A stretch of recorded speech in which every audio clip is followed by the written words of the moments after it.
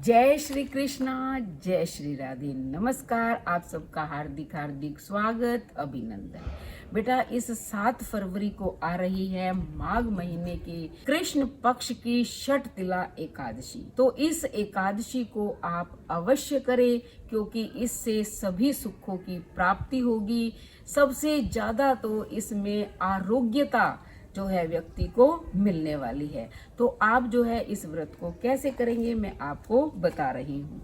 इस व्रत में तिल का विशेष महत्व है। आप प्रातःकालीन समय में उठिए, तिलों से स्नान करिए, भगवान विष्णु की पूजा करिए, रोली मोली धूप दीप अगरबत्ती फल फूल, लेकिन तिल जो है अवश्य ही होने चाहिए। भगवान की आरती कीजिए, उसके बाद हो सके तो हवन करें तिलों से, और तत्पश्चात जो है आपको कहानी सुननी है। और इसमें तिलों के दान का विशेष महत्व है।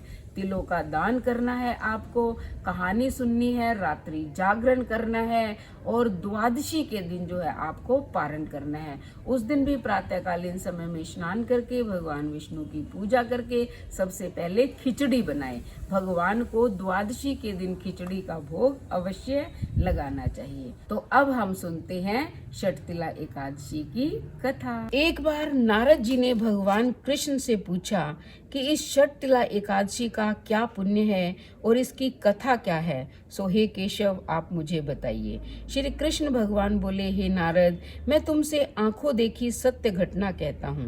प्राचीन काल में मृत्यु लोक की सत्य घटना कहता हूँ। प्राचीन काल में मृत्यु लोक में एक ब्राह्मणी थी।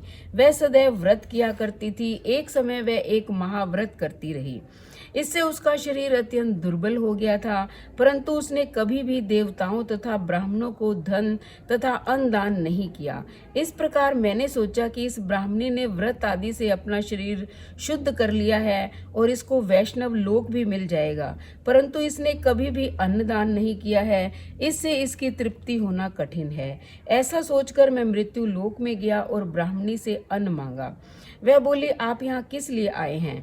मैंने कहा, मुझे भिक्षा चाहिए। उसने मुझे एक मिट्टी का ढेला दे दिया। मैं उसे लेकर लौट आया। कुछ समय बीतने पर ब्राह्मणी भी शरीर त्याग कर स्वर्ग आई।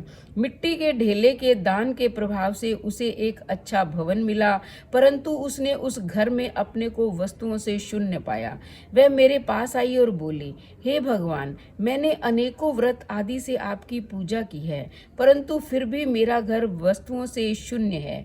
मैंने कहा, तुम अपने घर जाओ, देव स्त्रियां तुम्हें देखने आएंगी। जब तुम उनसे षठ तिला एकादशी का पुण्य और विधि सुन लो, तभी द्वार खोलना। भगवान के वचन सुनकर वह अपने घर को गई, और जब देव स्त्रियां आकर द्वार खुलवाने लगी, तब ब्राह्मणी बोली कि यदि आप मुझे देखने आई हैं तो षठ तिला एकादशी का महात्म कहिए। उनमें से एक देव स्त्री बोली, सुनो, मैं कहती हूँ। जब उसने षठ तिला एकादशी का महात्म सुना दिया, तब उसने द्वार खोला। देव स्त्रियों ने उसको सब स्त्रियों से अलग पाया। ब्राह्मणी ने भी देव स्त्रियों के कहे अनुसार षठ तिला का व्रत किया, और इसके प्रभाव से उसका घर धन धान्य से भरपूर हो गया। अतः मनुष्यों को षठ तिला एकादशी का व्रत अवश्य करना चाहिए। इससे मनुष्यों को जन्म जन्म में आरोग्यता प्राप्त होती है, दरिद्रता नष्ट होती है, और इस व्रत को करने से मनुष्य के सभी पाप नष्ट हो जाते हैं। तो बेटा, ये माघ महीने के कृष्ण पक्ष की एकादशी जो है, ये सब प्रकार के सुख प्रदान करने वाली है, कर्ज से मुक्ति दिलाने वाली है, पितरों को मुक्त करने वाली है, रूप सौंदर्य प्रदान करने वाली है। इसलिए आप अवश्य इसका हो सके तो व्रत करें, नहीं तो दान पुण्य कर दें। दान पुण्य करने में जो है तिल का दान अवश्य करें और अन्न दान करें। तो अब जो है आपने कहानी सुन ली है, व्रत के नियम और विधि भी जान ली है। अब फटाफट चैनल को सब्सक्राइब करें, लाइक और शेयर करें, कमेंट करें, और बेल आइकन के बटन को दबाएं, ताकि अगली कहानी का नोटिफिकेशन सबसे पहले आपको मिले। धन्यवाद।